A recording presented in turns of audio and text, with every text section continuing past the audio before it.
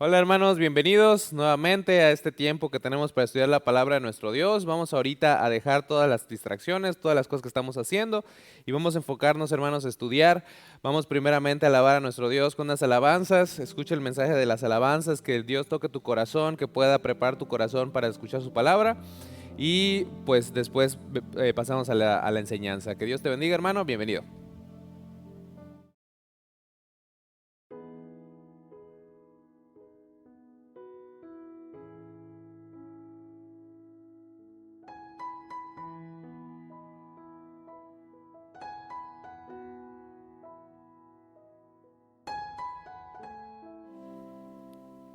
Hermanos, ¿qué tal? Es un gusto poder estar nuevamente. Como recomendaba el pastor, vamos a dejar las distracciones a un lado y vamos a enfocarnos en este momento a adorar a nuestro Dios, a cantarle a Él con todo nuestro corazón. Esta alabanza está inspirada en ese momento en que los discípulos se acercan a Jesús y le preguntan: enséñanos a orar. Y lo recuerdan, es el Padre nuestro que estás en los cielos, santificado sea tu nombre. Fue un modelo que el Señor Jesús les enseñó y nos enseñó a nosotros para acercarnos a Dios, para acercarnos a Él y tener esa comunión. Esta alabanza está inspirada en eso, Padre nuestro.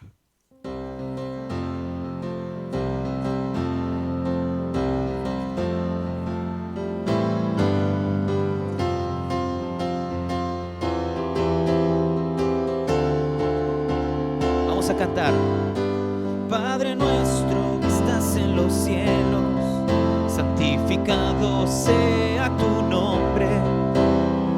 Venga tu reino, sea tu voluntad, en los cielos como en la tierra. Danos hoy el pan de cada día y perdona nuestras deudas.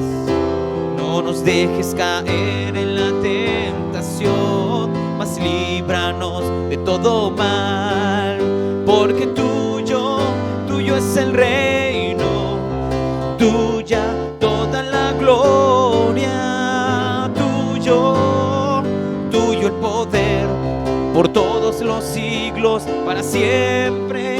Amén.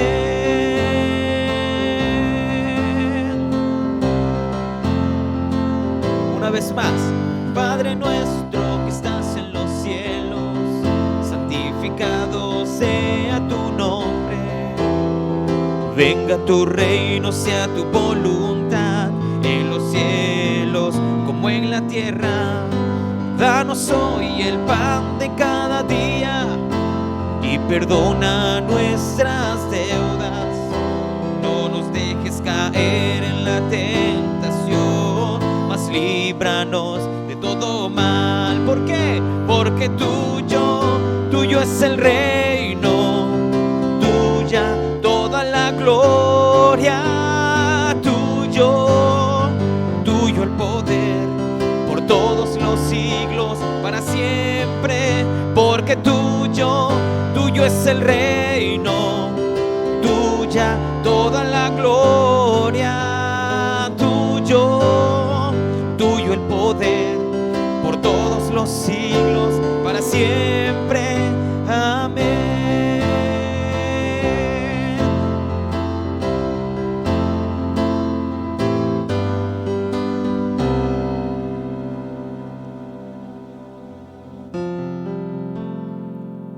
Solo a Él es la gloria, solo es el poder por los siglos. Esta hermosa alabanza que sigue es una alabanza de agradecimiento. Es un estribillo muy sencillo. Y yo creo que ahí en casa tú puedes decir: Dios ha sido bueno. Vamos a cantarle a Él. Dios ha sido bueno, Dios ha sido bueno, Dios ha sido bueno, bueno es Dios.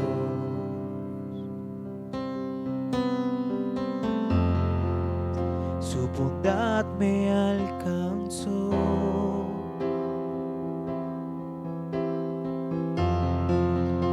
Su amor me rescató.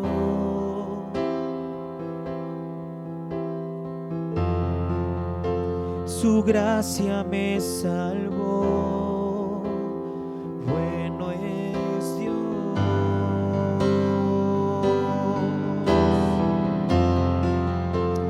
Por eso cantaré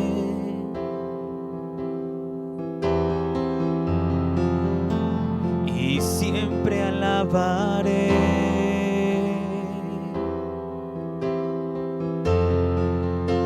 Y nunca olvidaré, bueno es Dios,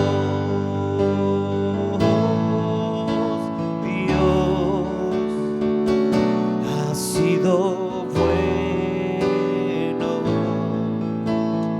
Dios ha sido bueno, Dios ha sido bueno, bueno es Dios.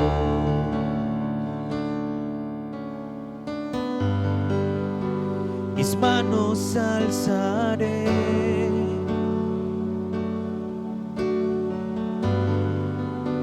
mi vida entregaré.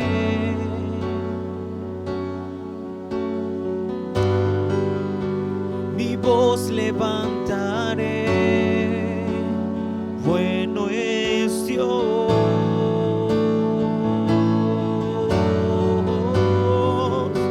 y no me cansaré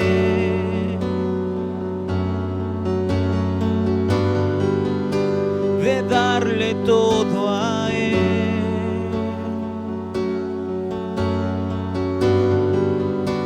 Yo quiero serle fiel, bueno es Dios, Dios ha sido bueno, Dios ha sido bueno, Dios ha sido bueno, bueno es Dios. Por última vez, Dios ha sido bueno, Dios ha sido bueno, Dios ha sido bueno, Dios ha sido bueno,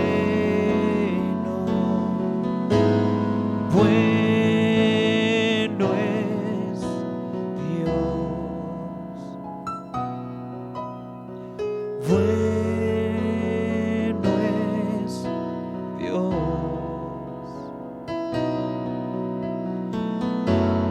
bueno es Dios.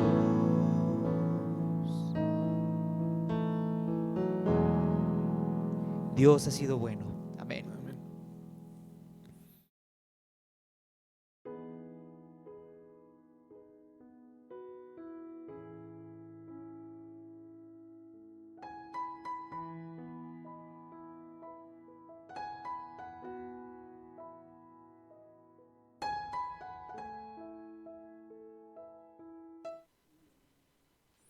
Muy bien, hermanos. Pues muchas gracias, Amoy, por las alabanzas, como siempre.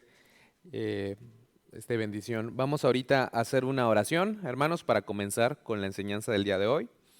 Vamos a a desarrollar el tema que tenemos preparado. Vamos a orar. Señor, te damos gracias, Padre, por este día. Te damos gracias por tu palabra, te damos gracias por tu Espíritu Santo que nos muestra la verdad revelada en tu palabra, en las Sagradas Escrituras. Te pedimos que tú nos ayudes a comprender la magnitud y la importancia de esta doctrina. Difícil, sabemos que es una de las doctrinas más difíciles para conceptualizar, para recibir. pero que es necesaria. Es necesaria tener en nuestros corazones y, y saber correctamente.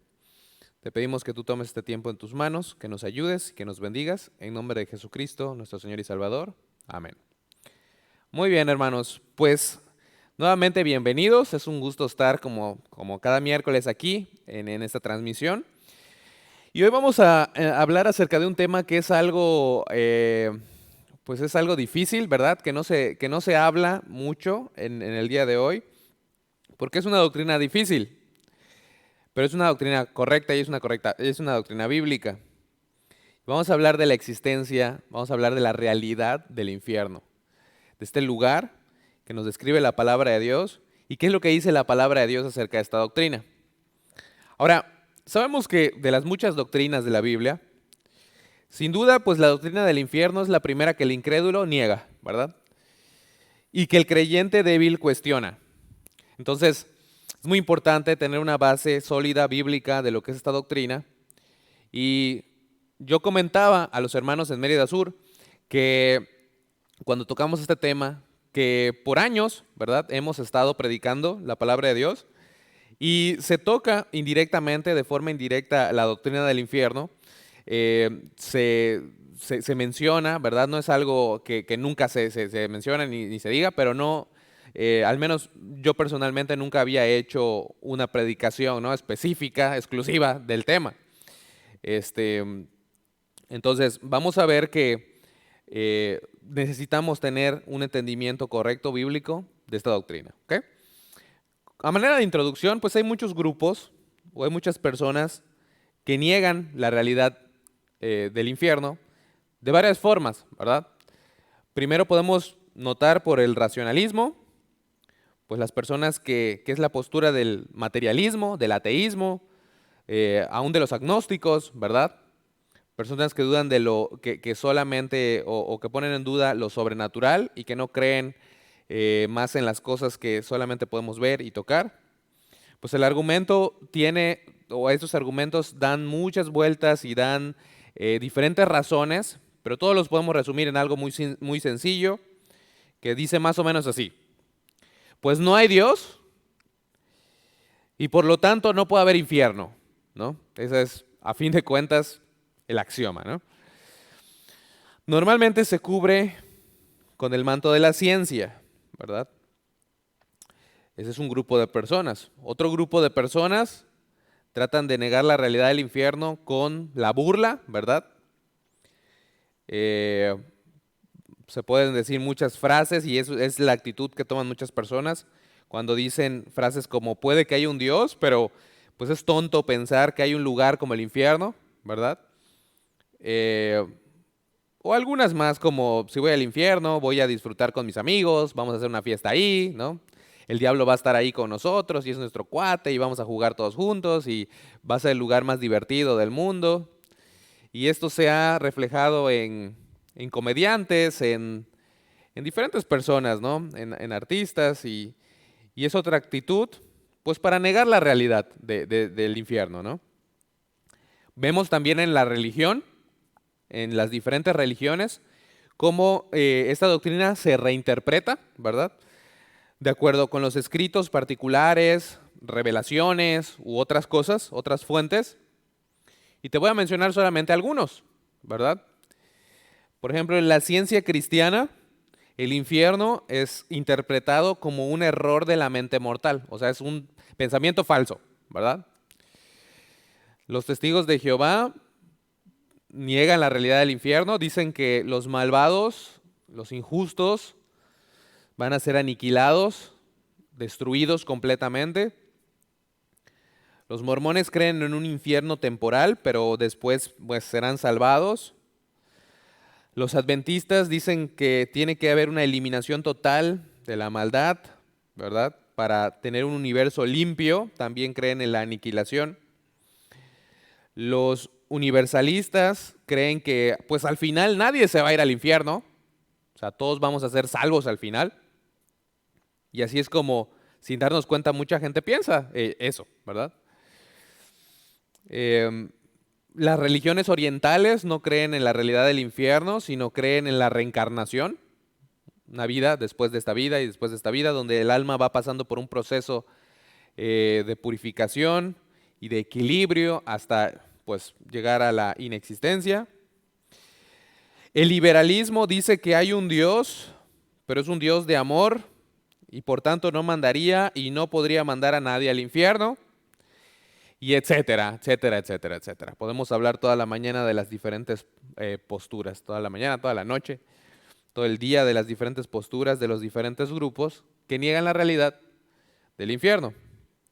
Ahora, sea cuales fueren las dudas, las negaciones de los hombres, la Biblia declara claramente la existencia y la realidad del infierno. Jesús predicó más del infierno que del cielo. Incluso habló más del infierno que cualquier persona de la Biblia. Era una parte importante del mensaje del Señor Jesucristo. Vamos a mencionar algunos pasajes donde se encuentra acerca de esto. Mateo capítulo 5, versículo 22 dice el Señor: pero yo os digo que cualquiera que se enoje contra su hermano será culpable de juicio, y cualquiera que diga necio a su hermano será culpable ante el concilio, y cualquiera que le diga fatuo quedará expuesto al infierno de fuego. En el versículo 29 y en el versículo 30 dice algo similar, habla del ojo y de la mano, pero dice el 29, si tu ojo derecho te es ocasión de caer, sácalo y échalo de ti, pues mejor es que se pierda uno de tus miembros y no que todo tu cuerpo sea echado en el infierno. Vemos que en el 30 se repite lo mismo, solamente que con la mano, ¿no? Que tu cuerpo sea echado al infierno. En Mateo Mateo capítulo 10, versículo 28, dice la palabra de Dios también: y no temáis a los que matan el cuerpo, mas el alma no pueden matar. Temed más bien a aquel que puede destruir el alma y el cuerpo en el infierno. En Mateo también capítulo 18, versículo 9, dice la palabra de Dios también, ¿no? Y si tu ojo te es ocasión de caer, sácalo y échalo de ti. Mejor te es entrar con un solo ojo en la vida, que teniendo dos ojos ser echado en el infierno de fuego. En Mateo ya capítulo 23, cuando dice en el versículo 15, ay de vosotros, escribas y fariseos hipócritas, porque recorréis mar y tierra para hacer un prosélito, y una vez hecho, le hacéis 2 veces más hijo del infierno que vosotros. Ahí mismo también en Mateo capítulo 23, versículo 33, dice: serpientes, generación de víboras, ¿cómo escaparéis de la condenación del infierno? En Marcos 9:43, 9:45, 9:47 son pasajes paralelos de lo que hemos leído en Mateo. Lucas 12:5 y en Santiago 3:6 se utiliza la palabra infierno. La palabra para infierno es la palabra griega Gehenna, ¿ok?, que se refería al valle de Hinnom, que es un valle profundo y estrecho al sur de Jerusalén. O sea, era un lugar específico. Este valle, una cosa interesante es que ahí es donde Acaz, ¿se acuerdan de este rey maligno? Sacrificó a sus propios hijos en el fuego para Moloc, este ídolo abominable, ¿verdad? Y el pueblo de Judá también. Y esto lo podemos ver en Segunda de Crónicas 28, del 1 al 4. De hecho, podemos buscar un versículo para leerlo. Segunda de Crónicas, capítulo 28. Vamos a buscarlo. Segunda de Crónicas, capítulo 28, y solamente voy a leer del versículo 1 al versículo 4. 28 del 1 al 4 dice: de 20 años era Acaz cuando comenzó a reinar, y 16 años reinó en Jerusalén, mas no hizo lo recto ante los ojos de Jehová como David su padre. Antes anduvo en los caminos de los reyes de Israel, y además hizo imágenes fundidas a los Baales. Quemó también incienso en el valle de los hijos de Hinnom, e hizo pasar a sus hijos por fuego, conforme a las abominaciones de las naciones que Jehová había arrojado de la presencia de los hijos de Israel.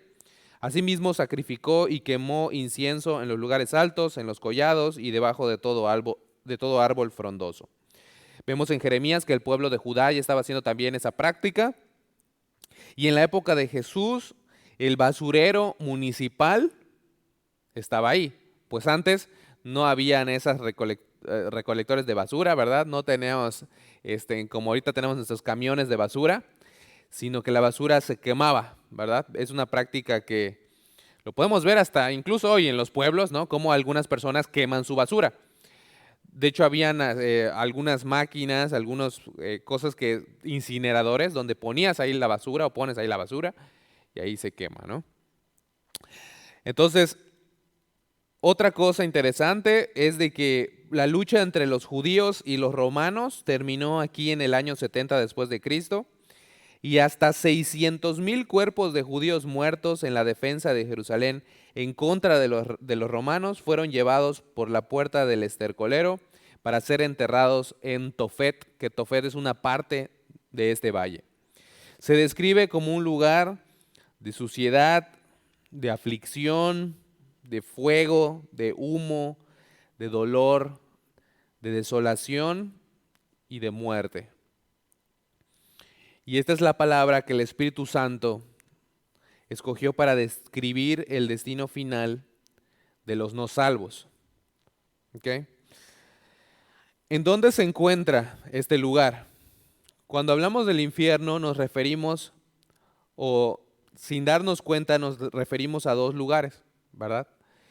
De manera indistinta, pero cabe mencionar que hay una diferencia. La Biblia dice que hay un lugar que se llama Hades, ¿verdad? Que es donde van los muertos que no pusieron su fe en Dios, en Cristo, van allá, al Hades. Al fin del tiempo, después de la tribulación, después de la batalla de Armagedón, después del milenio, después de todas las cosas que vienen al final de los últimos días, se va a inaugurar algo que se llama el lago que arde con fuego y azufre, que es la muerte segunda, donde van a estar echados ahí el anticristo, el falso profeta, ¿verdad? Satanás y todas las personas que no pusieron su fe y su confianza en el Señor. Ahora, son dos lugares diferentes, pero son realidades similares, ¿ok? ¿En dónde se encuentra? En Mateo 8:12 dice, mas los hijos del reino serán echados a las tinieblas de afuera, allí será el lloro y el crujir de dientes. En Mateo 22:13 dice, entonces el rey dijo a los que servían, atadle de manos y pies y echarle en las tinieblas de afuera, allí será el lloro y el crujir de dientes. En Mateo 25:30 dice, y al siervo inútil echadle en las tinieblas de afuera, allí será el lloro y el crujir de dientes. Después en estos dos versículos que voy a mencionar, y estoy mencionando muchos versículos porque la Biblia habla mucho de esto, dice en 2 de Pedro 2:17, dice, hablando de los falsos profetas, estos son fuentes sin agua y nubes empujadas por la tormenta, para los cuales la más densa oscuridad está reservada para siempre. En Judas, versículo 13, dice, fieras ondas del mar, que espuman su propia vergüenza, estrellas errantes, para las cuales está reservada eternamente la oscuridad de las tinieblas, refiriéndose nuevamente a los falsos profetas. Por estos 5 versículos se ve claramente pues, que el infierno está ubicado fuera de este mundo, ¿verdad? En un lugar de obscuridad remota. Un autor decía que tal vez se encuentra en un lugar lejano, cerca del borde del universo de Dios. Qué fuerte, ¿no? Sea como fuere, el infierno es una realidad, es algo bíblico, es algo que está en la palabra de Dios.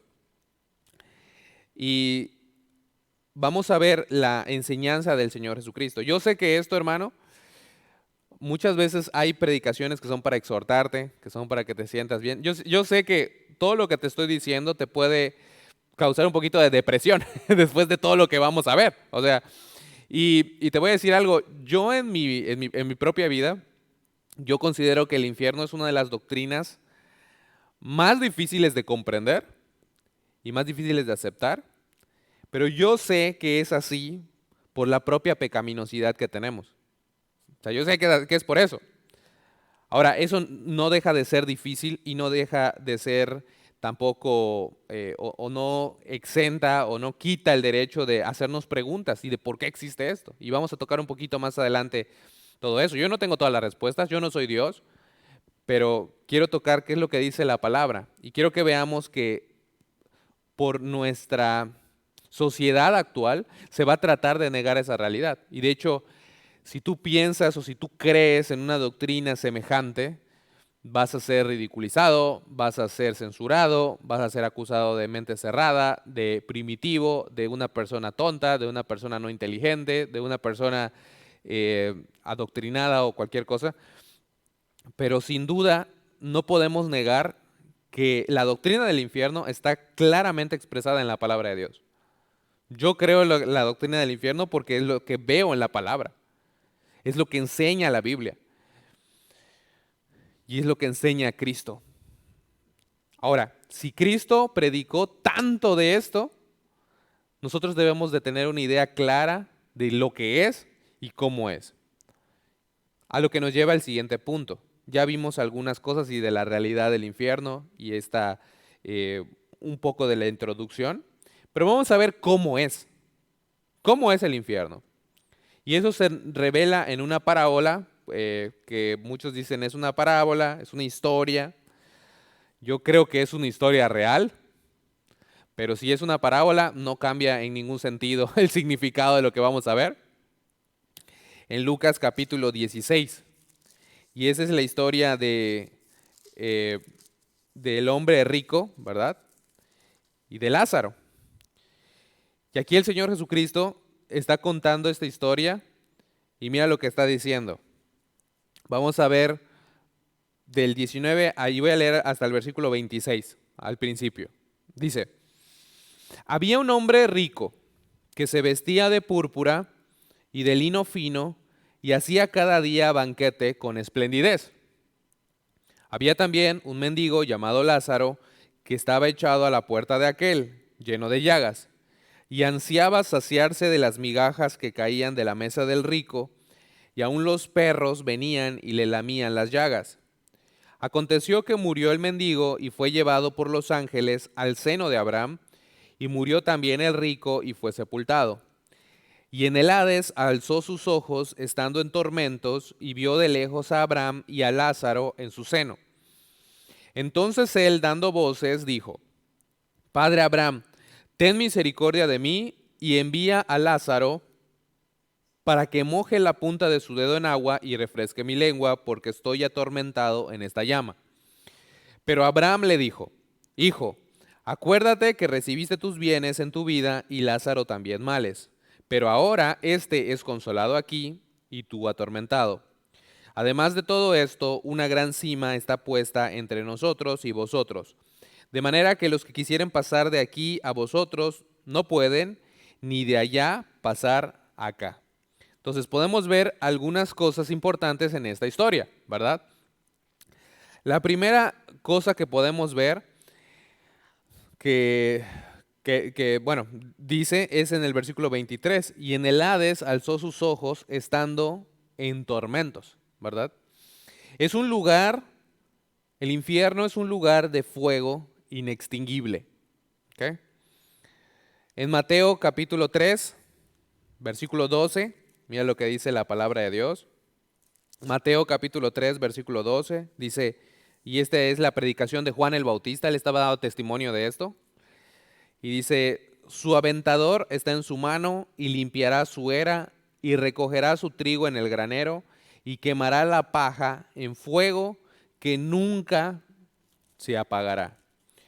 En Marcos capítulo 9, versículo 45, dice, y si tu pie te fuera ocasión de caer, córtalo, mejor te es entrar a la vida cojo que teniendo dos pies, que teniendo dos pies ser echado en el infierno, al fuego que no puede ser apagado. En Apocalipsis 21:8 dice, pero los cobardes e incrédulos, los abominables y homicidas, los fornicarios y hechiceros, los idólatras y todos los mentirosos tendrán su parte en el lago que arde con fuego y azufre, que es la muerte segunda. Entonces nos dice que es un lugar de llama, de fuego. inextinguible. De hecho, nos lo dice en el versículo 24, ahí en Lucas 16, en el versículo 24, que estoy atormentado en esta llama. Es un lugar de sufrimiento, es un lugar de dolor, porque es lo que decía el rico, ¿verdad? Era un lugar de sed, era un lugar de tormento. Es un lugar también, nos dice la palabra, de frustración y de ira. Mateo capítulo 13, versículo 42. Mira lo que dice la palabra. Dice, el versículo 41 voy a empezar a leer. Enviará el Hijo del Hombre a sus ángeles y recogerán de su reino a todos los que sirven de tropiezo y los que hacen iniquidad y los echarán en el horno de fuego. Allí será el lloro y el crujir de dientes. En Mateo 13, igual en el versículo 50, dice, y los echarán en el horno de fuego, ahí será el lloro y el crujir de dientes. Un gran teólogo que murió hace poco, un gran maestro de la Biblia, dijo que habían dos tipos de personas en el infierno. Había el tipo de persona que un día amanece y va a amanecer en la realidad del infierno, y ahí es donde va a venir el lloro, y va a decir, ¿por qué vine aquí? ¿Por qué estoy aquí? Y va a sufrir, y va a derramar lágrimas de dolor por encontrarse en ese lugar. Lloro. Un tipo de persona. Pero también hay otro tipo de persona del crujir de dientes. Y el crujir de dientes es una referencia judía para referirse a la furia o a la ira. Y cuando muchas personas vayan ahí, van a levantar sus puños arriba y van a decir, ¿por qué me trajiste aquí? ¿Por qué estoy aquí? ¿Por qué me mandaste aquí? Con furia, con ira. Es un lugar de frustración, es un lugar de decepción y es un lugar de ira. En Apocalipsis capítulo 14, versículo 10, dice, Él también beberá del vino de la ira de Dios, que ha sido vaciado puro en el cáliz de su ira, y será atormentado con fuego y azufre delante de los ángeles y del Cordero. Y el humo de su tormento sube por los siglos de los siglos. Y no tienen reposo de día ni de noche los que adoran a la bestia y a su imagen, ni nadie que reciba la marca de su nombre. Ahorita han salido muchas personas que han empezado a decir que la vacuna del COVID, que sí es la marca de la bestia, ¿no? Y cada cierto tiempo sale alguien que dice que sabe cuál es la marca de la bestia, ¿no? Y la verdad es que no sabemos cuál es la marca de la bestia. Ahora, estoy seguro que la vacuna contra el COVID no es la marca de la bestia. ¿Por qué? Porque no estamos en el tiempo de la tribulación, ¿ok? No se está refiriendo a eso. Pero va a haber una marca específica de todos los que adoran a la bestia, de todos los que adoran a Satanás. Y eso va a ser también parte o de las personas que van a estar en este lugar. También vemos que el infierno es un lugar de justicia. ¿Por qué de justicia? Porque la palabra de Dios dice que hay un juicio final para todas las personas. Todos los que mueren, grandes y pequeños, ricos y pobres, y todas las personas van a pasar por un juicio que la Biblia llama el juicio del gran trono blanco, en donde se van a pesar todas sus obras, todas las cosas que cometieron, que se tienen registro, donde se va a ejercer esa justicia divina. Vamos a ver en el versículo, en Apocalipsis capítulo 20, versículo 11, y voy a leer solamente unos cuantos versículos acerca de este juicio. Y vi un gran trono blanco y el que estaba sentado en él, de delante del cual huyeron la tierra y el cielo, y ningún lugar se encontró para ellos. Qué increíble versículo. Y vi a los muertos, grandes y pequeños, de pie ante Dios. Y los libros fueron abiertos, y otro libro fue abierto, el cual es el libro de la vida, y fueron juzgados los muertos por las cosas que estaban escritas en los libros, según sus obras. Y el mar entregó los muertos que había en él, y la muerte y el Hades entregaron los muertos que había en ellos, y fueron juzgados cada uno según sus obras. Y la muerte y el Hades fueron lanzados al lago de fuego. Esta es la muerte segunda. Y el que no se halló inscrito en el libro de la vida fue lanzado al lago de fuego. Entonces puedes ver que es un lugar de justicia, porque Dios va a ejecutar su justicia para todas las malas obras, pecados que hemos cometido todas las personas en toda la humanidad. Todo eso es bastante intenso, bastante fuerte, bastante doloroso para nuestros sentimientos, para nuestras emociones. Pero no acaba ahí, hay una cosa que es más dura, que es un lugar creado para toda la eternidad. Es eterno. Ahora, vamos a ver precisamente eso, ¿no? Vamos a ver este aspecto de la eternidad, porque muchos tratan de negar eso también. Vamos a buscar Apocalipsis, capítulo 14, que leímos, ¿no? En Apocalipsis capítulo 14, versículo 11, dice la palabra de Dios: y el humo de su tormento sube por los siglos de los siglos.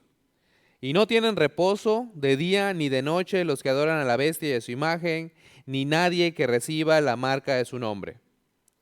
En Apocalipsis 20, también en el versículo 10 dice: y el diablo que los engañaba fue lanzado en el lago de fuego y azufre, donde estaban la bestia y el falso profeta, y serán atormentados día y noche por los siglos de los siglos. En Mateo capítulo 25, dice en el versículo 46, e irán estos al castigo eterno, y los justos a la vida eterna. Y esta palabra castigo, o esta palabra, perdón, eterno, ¿no? Es una palabra griega que no la voy a pronunciar bien, pero es aionios, y se encuentra 71 veces en el Nuevo Testamento. 64 veces se refiere a Dios, su poder, su espíritu, su reino y su pacto eternos, entre otros. Las otras 7 veces están directamente relacionados con la duración del infierno. En otras palabras, el infierno durará el mismo tiempo que las obras de Dios, o sea, para siempre. Esta es probablemente la verdad más difícil de aceptar en cuanto al infierno, en cuanto a esta doctrina. Es indudable que esta es la verdad más difícil, aún para los cristianos, la duración del infierno. Se podría entender que un pecador de 65 años vaya al infierno por 65 años, o por 650, o por 6500, pero ¿por qué para siempre? ¿No? ¿Cómo puede un Dios justo castigar juntamente para siempre aquellos pecados que se cometieron durante un breve periodo de tiempo? Ahora, la respuesta plena solo existe en la mente de Dios. Sin embargo, pues te voy a dar algunos pensamientos. Y yo no soy ajeno a esto, hermanos. Yo he hablado acerca de mi propio testimonio personal y les he dicho que yo vengo de un trasfondo de una familia y de una escuela católica. Y en los años en que estuve estudiando ahí en la primaria, vimos en una materia que teníamos, ¿no?, que se llama Educación en la Fe, la realidad del infierno, ¿verdad? Vemos que hay incluso personas, ¿no?, que creen, se hizo una encuesta, ¿no?, en Estados Unidos, ¿no?, que el 75% de las personas creen que existe un infierno. Pero la gran mayoría, creo que solamente como el 15 o el 25%, cree que va a ir ahí, ¿no? O sea, todos creemos que existe, pero no creemos que no vamos a ir allí. Yo tuve esa duda en mi vida, en mi propia vida. Pude conceptualizar esto como un niño y decir, yo no quiero ir allá. No quiero pasar mi eternidad ahí. Y no pude encontrar la respuesta para poder escapar de la condenación, porque yo sabía hasta en esa pequeña edad que ya tenía pecados en mí y que hay una retribución justa, porque Dios es justo y tiene que castigar el pecado. La cosa es que es por la eternidad y probablemente tú te has puesto a pensar, ¿será cierto? Todo esto, mi fe, mi vida cristiana, algunas veces puedes llegar a pensar eso. ¿Será que estoy en camino al infierno? Y quiero terminar con algo optimista, ya cuando nos acerquemos al final del mensaje. Les decía que la respuesta plena solo existe en la mente de Dios, el hecho de la eternidad y la realidad eterna del infierno. Sin embargo, algunos pensamientos que yo pues he visto, ¿no? Y que he podido encontrar al estudiar esto es por el carácter santo de Dios, número uno, y por lo pecaminoso que es el pecado. Muchas veces nosotros estamos acostumbrados al pecado en nuestra vida. Como cristianos estamos bien acostumbrados al pecado. Vemos el pecado en todos lados. Lo vemos en la calle, está en Netflix, está en nuestras redes sociales. El pecado está ahí y estamos acostumbrados al pecado. Y muchas veces perdemos de vista que el pecado es en gran manera pecaminoso. Y perdemos de vista que Dios es en gran manera, en la manera más alta, santo. Y que los pecados ofenden la santidad de Dios. La paga del pecado es muerte. Por el carácter santo de Dios y por lo pecaminoso que es el pecado.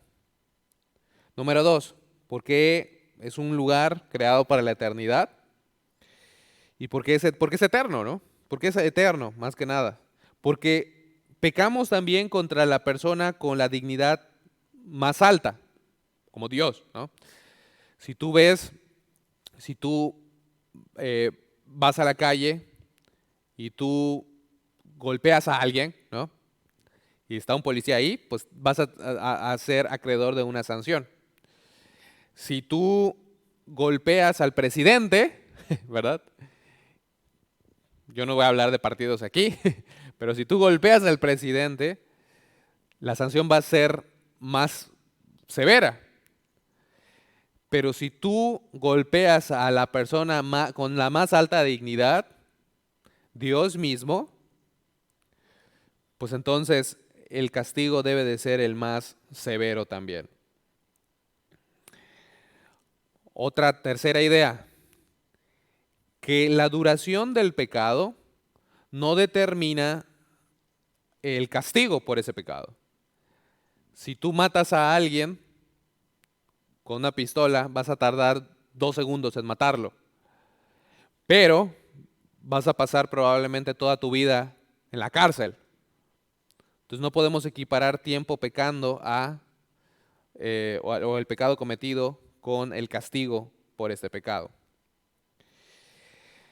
Y la última, que yo creo que igual es un error que cometemos algunas veces, pero que no nos ponemos a pensar. Nunca nos dice la Biblia que las personas que van al infierno van a dejar de pecar ahí. ¿Tiene sentido? Por la continuidad de pecado en los que van ahí. Porque nunca se nos dice que ellos dejarán de pecar. Van a seguir pecando y probablemente van a seguir pecando sin restricciones, sin límites. Pero la respuesta plena pues existe solo en la mente de nuestro Dios.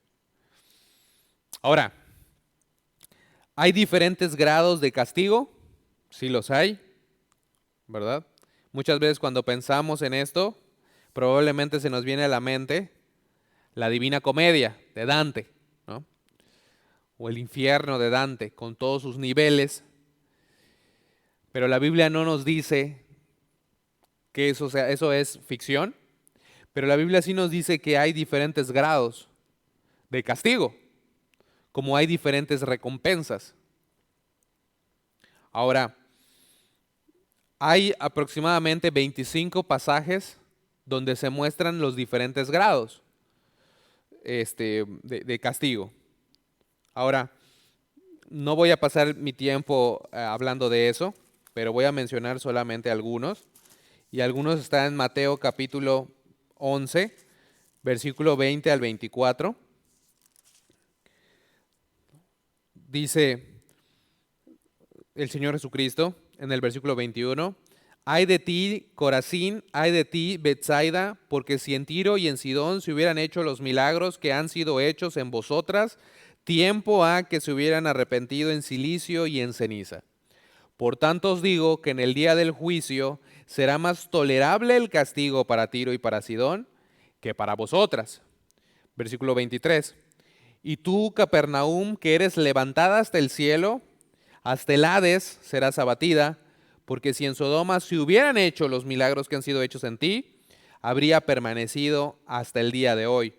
Por tanto os digo que en el día del juicio será más tolerable el castigo para la tierra de Sodoma que para ti. Entonces podemos ver que el Señor está haciendo una distinción de los niveles de la severidad del castigo, ¿verdad? Hay un principio que dice que mientras más se te da, más se te va a demandar. No va a ser el mismo castigo para una persona, ¿no?, que probablemente todos están de acuerdo que va a ir al infierno, como Hitler, a una persona que vivió una vida más o menos moral, ¿no?, un ateo más o menos moral. Hay diferentes grados que se resuelven solamente en la mente de Dios. Dios no nos da un esquema o un plano del infierno, pero sí nos da esos principios bíblicos para pensar que hay diferentes grados de severidad y de castigo en el infierno.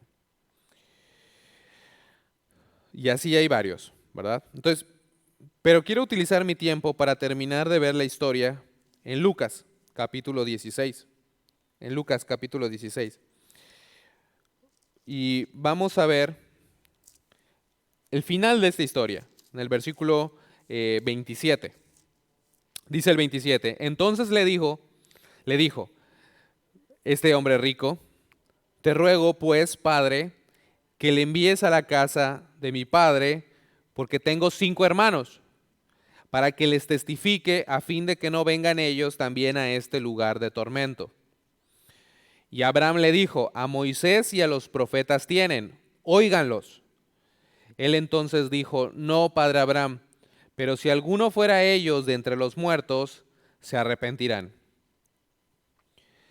Mas Abraham le dijo, si no oyen a Moisés y a los profetas, tampoco se persuadirán, aunque alguno se levantare de los muertos.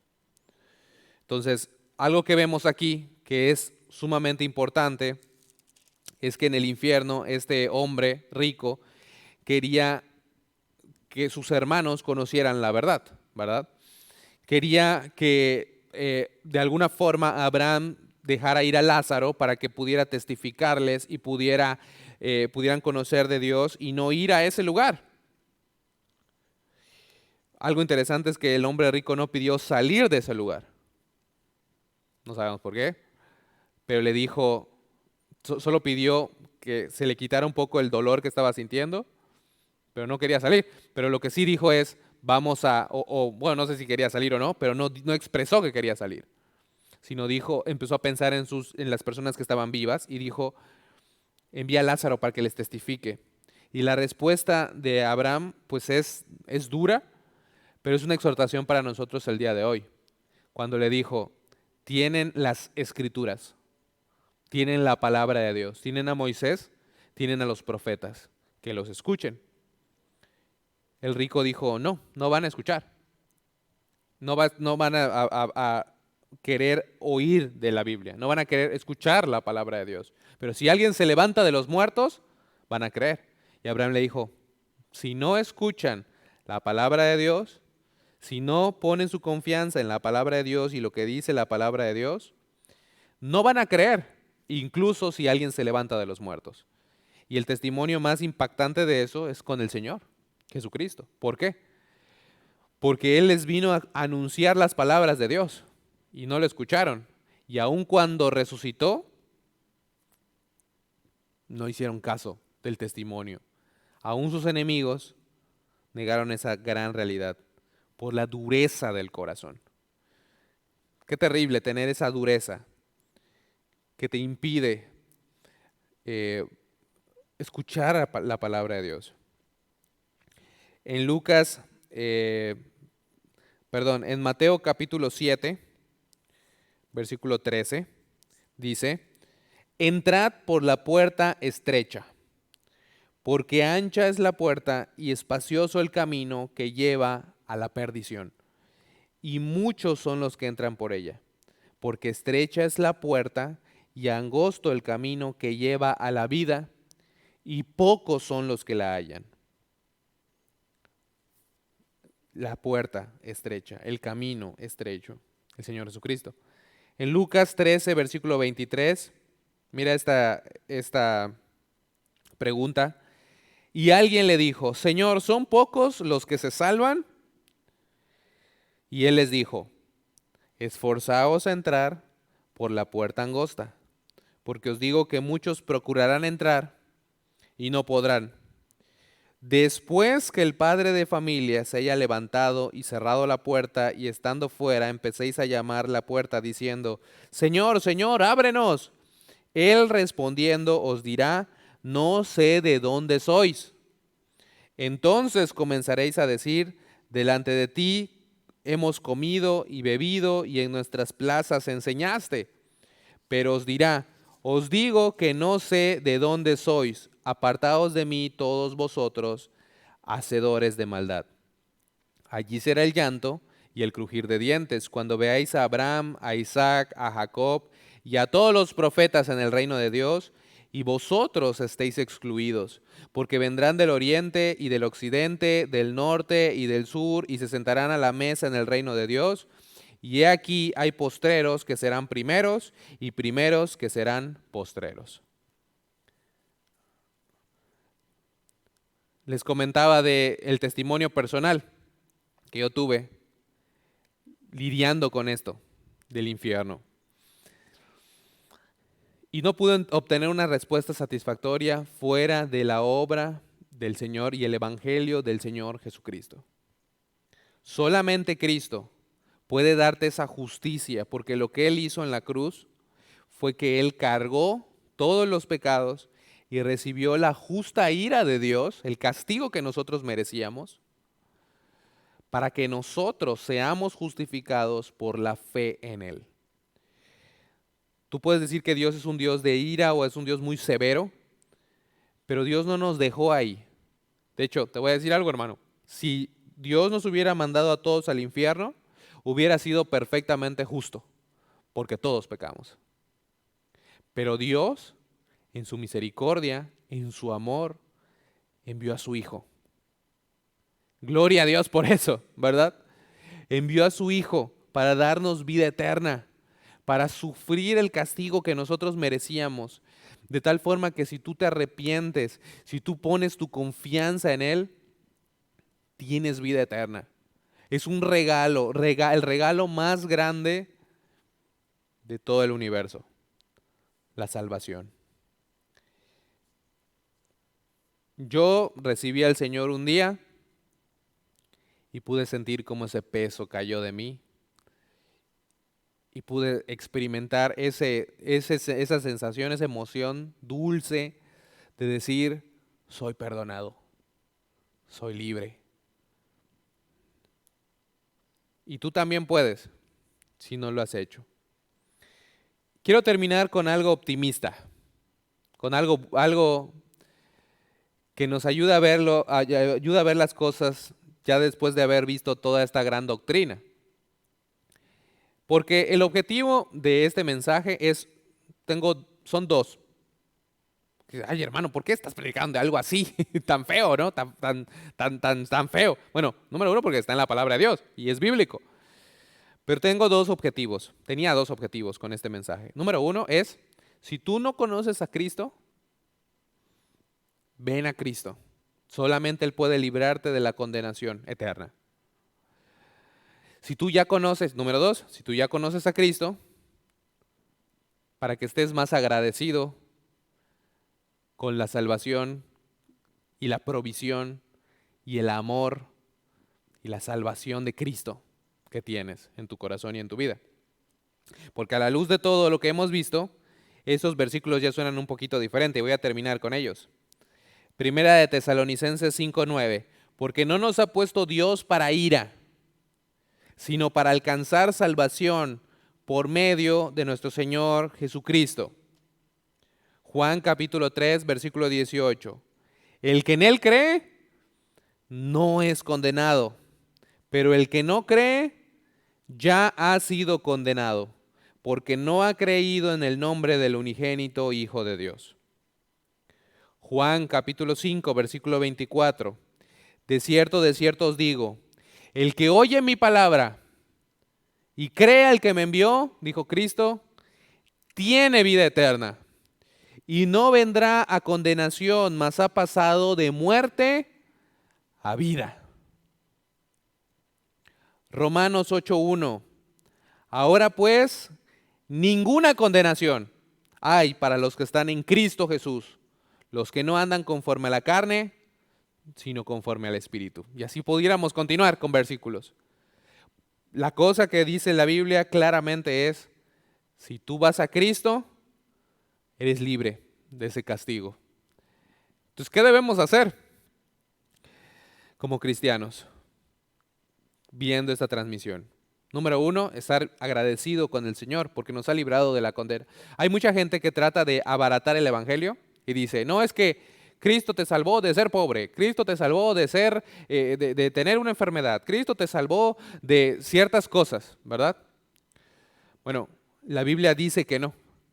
Cristo nos salvó del infierno, del castigo eterno del infierno. De eso vino a salvarnos Cristo. Ahora,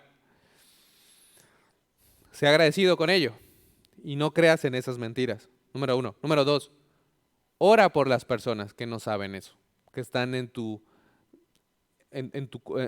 círculo social, tus amigos, tu familia. Ora por ellos. Nosotros les amamos y no queremos que nadie vaya al infierno. Desgraciadamente, muchos irán allá. ¿Por qué? Porque se aman más otras cosas, ¿no? Otros pecados. O están aferrados a algo que no los puede salvar. Cristo es el único que puede salvar y hay que proclamarlo a todos los que conozcas. Ora por ellos. Si no has orado por esas personas, empieza a orar por ellos para que no vayan ahí. Ora por tus hijos, ora por tus papás, ora por tus familiares, ora por tus amigos, ora por tus compañeros de trabajo, ora por ellos. Y cuando se dé el tiempo adecuado, testifica. Muéstrales que solamente que Cristo es el único camino para la salvación. ¿Salvo de qué? Es la pregunta. Salvo del infierno. ¿Ok? ¿Es real? La Biblia dice que es real. ¿Es bíblico? Cristo dice que sí. La cosa es si lo creemos o no lo creemos. Pero a fin de cuentas, hermanos, por todas las evidencias, lo que importa es, ¿este libro es verdad o este libro no es verdad? ¿Dios es mentiroso o Dios es veraz? ¿Este libro concuerda con la realidad o no lo hace? Yo creo que todas las evidencias apuntan a que sí. Tú puedes elegir no creerlo, pero eso no va a cambiar la realidad de la existencia del infierno. ¿Ok? Entonces, vamos a vivir con eso en mente y pensando no solamente en nosotros, sino en los demás. ¿Ok? Muy bien, hermano, pues vamos a hacer una oración para terminar. Vamos a orar. Señor, te damos gracias, Padre, por tu palabra. Te damos gracias porque podemos ver que este lugar es un lugar real, según nos dice tu palabra, según nos dices tú, según nos dicen todos los apóstoles, según nos dice toda la palabra de Dios. Te quiero pedir que tú nos ayudes a poder conceptualizar esta verdad, guardarla en nuestros corazones y hacer que esto afecte, nos motive a orar por los demás, a pensar en los demás y a ser siempre agradecido por una salvación tan grande que tenemos en ti. Te damos gracias y te pedimos que este mensaje pueda ser de bendición. En nombre de Jesucristo, nuestro Señor y Salvador. Amén.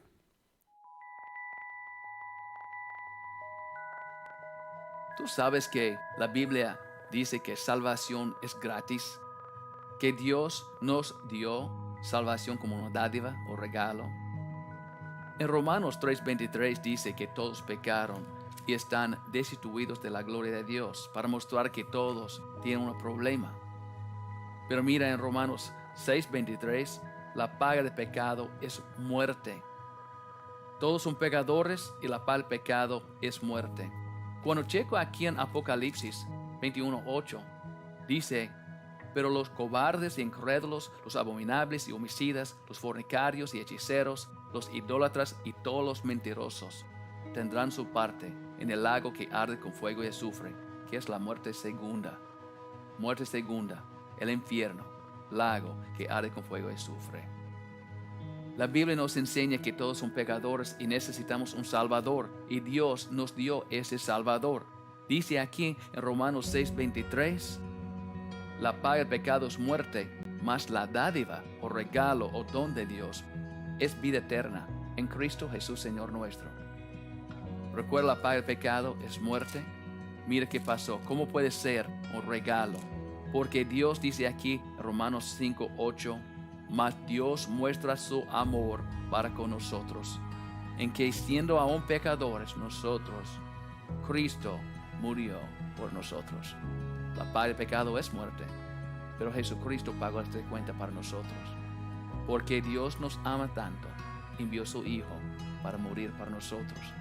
Qué bendición, qué regalo de Dios. Dice aquí también: no hay otro camino para ser salvo. Nadie puede ser salvo, nadie puede tener vida eterna sin Jesucristo. Dice en 1 Juan 5:12, el que tiene el Hijo tiene la vida. El que no tiene el Hijo no tiene la vida. Si tiene Jesucristo, tiene vida eterna. No tiene Jesucristo, no tiene esa salvación. ¿Por qué? La paga del pecado es muerte. Y Jesucristo pagó esta cuenta para nosotros. Mira aquí en Romanos 10:9. ¿Cómo puedo tener Jesucristo? Yo quiero tener Jesucristo. ¿Cómo es posible? Dice aquí muy claro en 10:9 de Romanos, que si confesares con tu boca que Jesús es el Señor y creyeres en tu corazón que Dios le levantó de los muertos, serás salvo. Porque con el corazón se cree para justicia, pero con la boca se confiesa para salvación. Si cree con todo tu corazón que Jesucristo murió en esta cruz por nuestros pecados y Dios levantó a él el tercer día, cree eso para justicia, puede por la boca confesar Jesucristo como tu Señor y Salvador. Si quieres aceptar a Jesucristo para tener salvación, vida eterna, este regalo de Dios que Él hizo para toda la gente en este mundo, no importa qué hiciste, no importa de tu pasado, Dios te ama. Dios hizo un plan para nosotros ser salvos, su Hijo Jesucristo. Si quieres aceptar a Jesucristo, puede orar conmigo. Padre, perdóname por mis pecados. Límpiame de toda maldad. Acepto a Jesucristo como mi Señor y mi Salvador. Acepto vida eterna. Gracias, Padre, para ser salvación, un regalo para mí. Gracias por tu amor. Enséñame tu palabra. Guíame en toda la verdad. Gracias. En el nombre del Señor Jesucristo. Amén. Si oraste conmigo para recibir a Jesucristo como tu Señor y Salvador, felicidades. ¿Tiene dudas, preguntas? puede contactar nosotros por este sitio de web que aparece aquí en esta pantalla. Por favor, disfruta tu vida en el Señor.